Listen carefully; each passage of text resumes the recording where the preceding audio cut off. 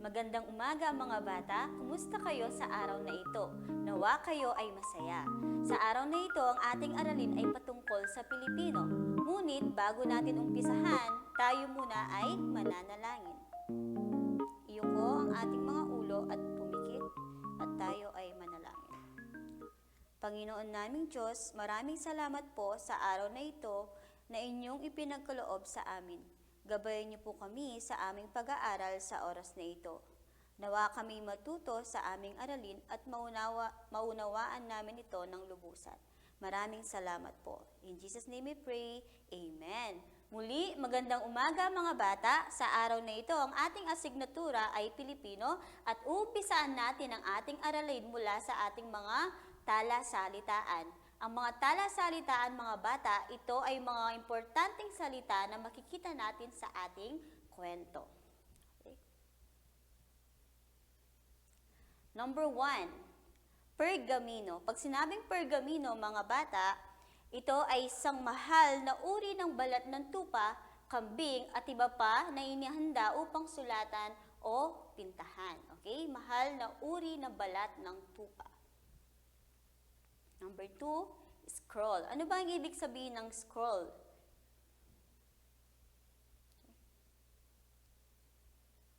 Scroll, ito ay aklat ng sinaunang anyo. Mamaya mga bata, makikita ninyo kung ano ang scroll.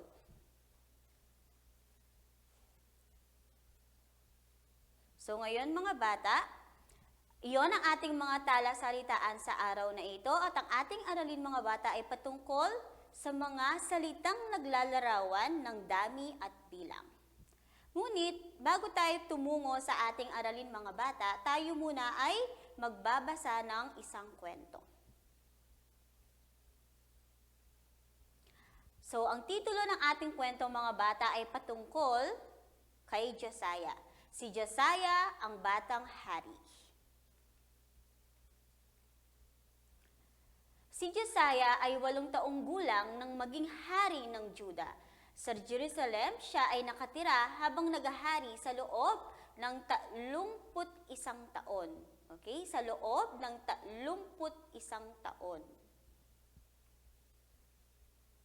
Ayan. Siya si Josiah. At dahil siya ay 8 taon pa lamang, siya ay ginabayan ng kanyang inang Reyna kasama ng ibang tagapamahala ng kaharian abang siya ay nag-aaral. So mga bata, siya ay 8 taon pa lamang nung panahon na iyon na siya ay naging hari. Ayan. Siya ay bata pa lamang. Ginabayan siya ng kanyang ina at sa turo at aral ng ating Panginoon. Noong siya ay 16 na taong gulang, pinasyalan ni Josiah ang templo at laking gulat niya nang makita ang pagkasira nito. Ang mga haligi ay nagbagsakan at ang mga sahig ay napakaraming butas. Mas nalungkot ang batang hari nang makita ang napakaraming himahe ng mga Diyos-Diyosan sa loob ng templo. Alam naman natin mga bata, hindi ba? Sa ating kasulatan, sa ating Biblia, bawal ang sumamba sa mga Diyos-Diyosan. Kaya nalungkot si Josiah. Ayan. So, ayan, nakita ni Josiah na nagbagsakan, natumba ang templo. Mga bata, unti-unting natumba.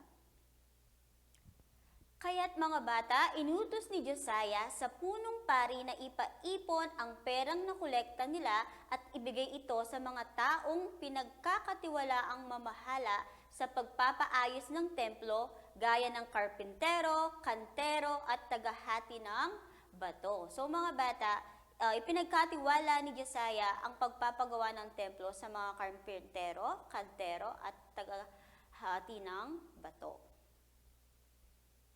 Ayan.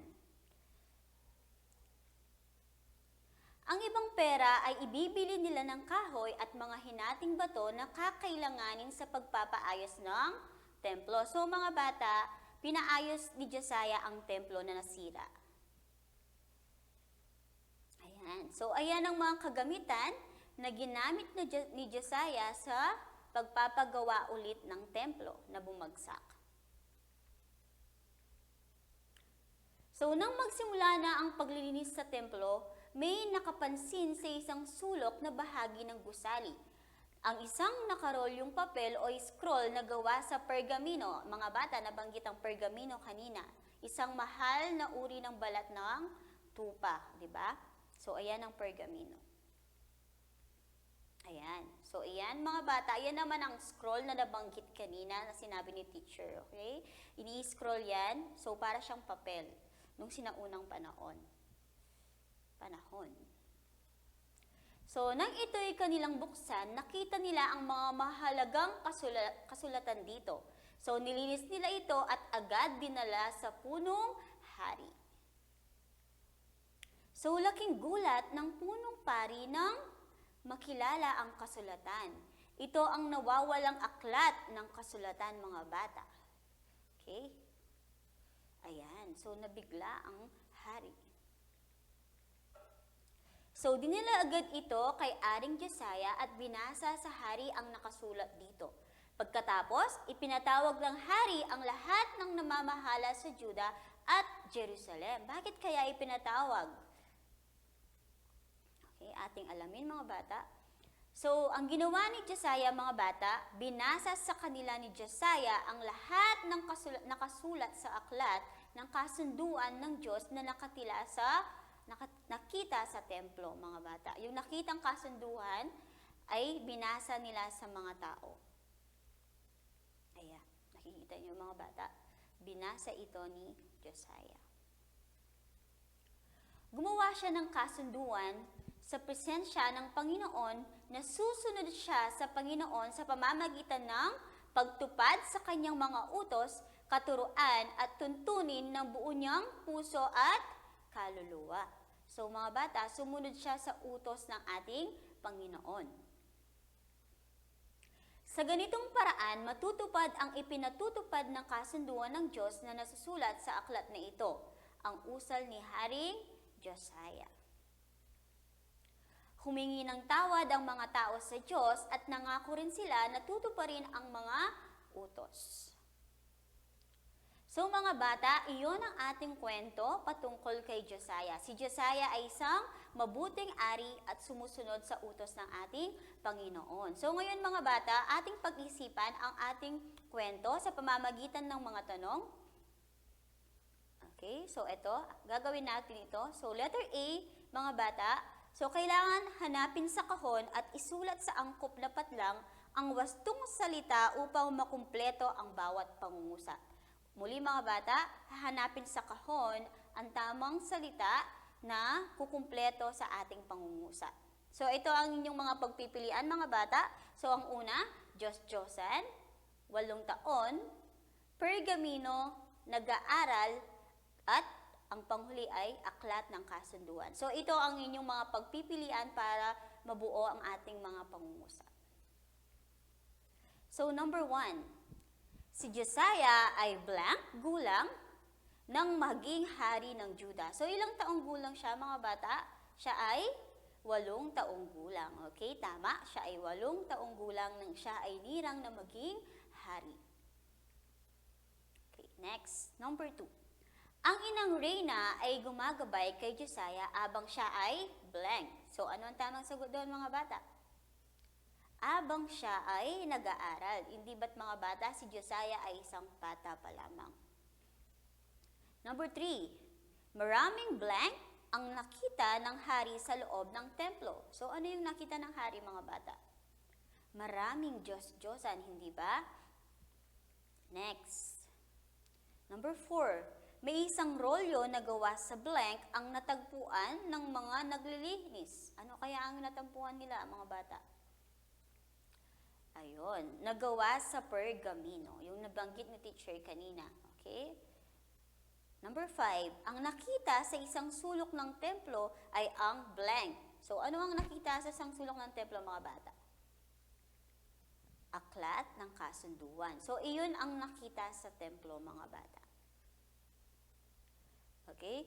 So ngayon mga bata, sagutan ang mga tanong. So nakikita ninyo, sinagot na ni teacher ang mga tanong para sa inyo. So number 1 mga bata, ano ang ginawa ng mga tao nang marinig ang kautusan ng Diyos? So ang sagot doon mga bata, sila ay humingi ng tawad sa Diyos pagkat alam nila na mali ang kanilang ginagawa.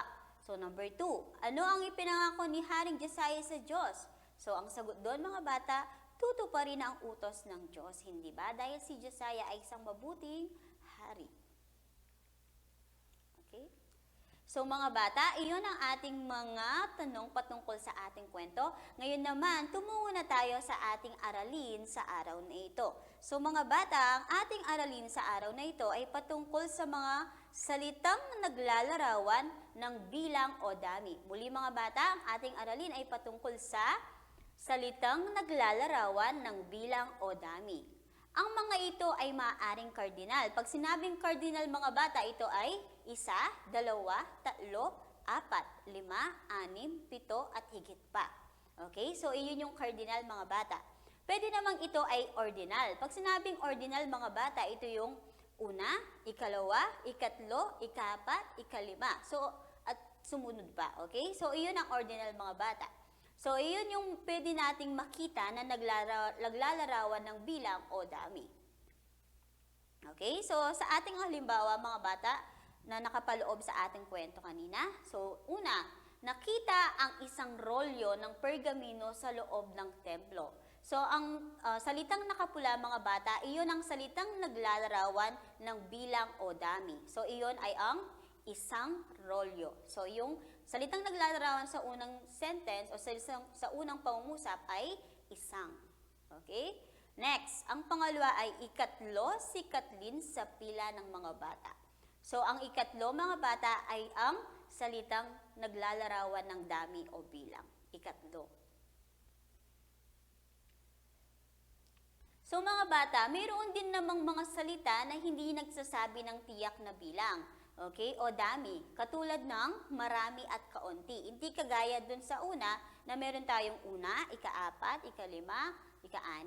Okay? Dito mga bata, hindi natin tiyak ang bilang.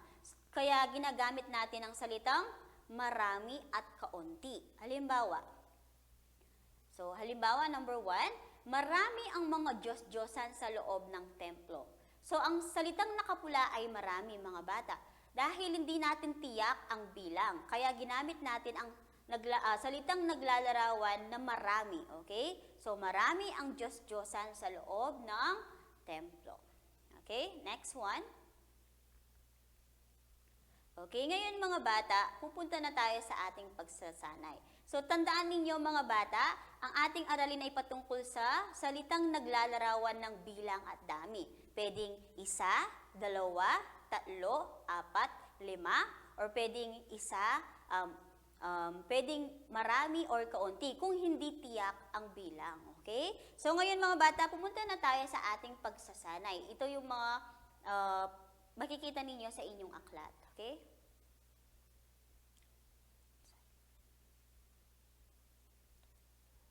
Okay, so sa letter A mga bata, ilarawan ang mga sumusunod gamit ang mga salitang naglalarawan ng bilang. Alam naman ninyo mga bata, yung binanggit ni teacher kanina, kung ano yung mga salitang naglalarawan ng bilang, hindi ba? So ngayon, sagutan natin ang una. Okay. Number 1. Blank na ibon. Ilan ba yung mga ibon na nakikita ninyo mga bata? Of course, so naglalarawan ng bilang. Ilan ba sila? 4. Okay? So ang sagot sa number 1 is 4 na ibon. Okay? Next, number 2. Blank aklat. Tignan natin ang larawan. O, ilan ba yan mga bata? 3. 3 aklat. Okay? Next. Number 3. Blank kamisita. Ilan ba sila mga bata? Okay, meron tayong 6 na kamisita. Okay? Number 4, blank barya. Oh, nakikita nyo ba mga bata? Hindi natin mabilang ang dami. So ano kaya ang pwedeng isagot dito? Maraming barya. Kasi hindi natin pwedeng sabihin na 1, 2, 3 kasi nakikita ninyo sa ating larawan mga bata, hindi natin mabilang. Kaya ang ginamit natin na salitang naglalarawan ay marami. Okay? Number 5, blank saging. Okay, ayan. Nabibilang niyo ba yung mga saging, mga bata? Yes, nabibilang natin. Sila ay 5. 5 saging. Okay, ngayon, pumunta na tayo sa letter B. So, anong gagawin sa letter B, mga bata? Bilugan ang mga salitang naglalarawan ng bilang. Okay, number 1. Si Jose ay pang-anim sa magkakapatid. Ano ba dito ang salitang naglalarawan ng bilang? Uulitin ko. Si Jose ay pang-anim sa magkakapatid.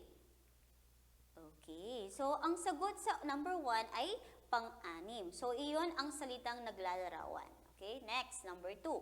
Hindi pa hinog ang dalawang papaya. So, ano dito yung salitang naglalarawan ng bilang, mga bata? Dalawang papaya. So, ang bibilugan natin ay dalawang. Iyon ang salitang naglalarawan ng bilang. Number 3, marami ang nagpupunta sa Hong Kong tuwing Pasko. Ulitin ko, marami ang nagpupunta sa Hong Kong tuwing Pasko. Ano dito ang salitang naglalarawan, mga bata? Naglalarawan ng bilang, okay? Kasi maraming mga naglalarawan yan, mga bata. Okay? Marami. So, iyon ang ating salitang naglalarawan ng bilang, okay? Marami pa kasi na tayong aaralin patungkol sa naglalarawan. Pero ngayon, bilang muna ang ating tutukuyin. Number 4, nag-aalaga ako ng 5 pusa. Okay, ulit, nag-aalaga ako ng 5 pusa. Ano ba dito ang salitang naglalarawan ng bilang? 5. So, iyon ang ating sagot sa ika-4. Number 5, si Gina ay may 3 kapatid. So, ano dito ang salitang naglalarawan, mga bata? 3. Okay, so iyon ang ating bibilugan. Number 6, kakaunti lang ang bunga ng puno. Kakaunti lang ang bunga ng puno. So, ang sagot dito, mga bata, ay kakaunti kasi nga hindi natin tiyak ang bilang o dami. Number 7, 2 araw ang inabot ng baha. Number 7, 2 araw ang inabot ng baha. So, ano dito yung salitang naglalarawan ng bilang, mga bata? 2. So, yun ang ating bibilugan. Okay, next, number 8. Ang lapis ni Ron ay 7. Ang lapis ni Ron ay 7. So, ano dito ang sagot, mga bata? 7. Kasi iyon ang naglalarawan ng bilang. Number 9. Marami ang nakabasa ng aklat ng kasulatan. Marami ang nakabasa ng aklat ng kasulatan. So, ano dito yung naglalarawan ng bilang? Marami. Okay? Very good. Tama kayo, mga bata. Okay, number 10. Nakatanggap ng 10 regalo si Pauline sa kanyang kaarawan. Uulitin ko, nakatanggap ng 10 regalo si Pauline sa kanyang kaarawan. So, ano dito ang salitang naglalarawan ng bilang? 10. So, iyon ang ating bibilugan, mga bata. Okay, mga bata, so iyon ang ating aralin at naway natuto kayo patungkol sa mga salitang naglalarawan, okay?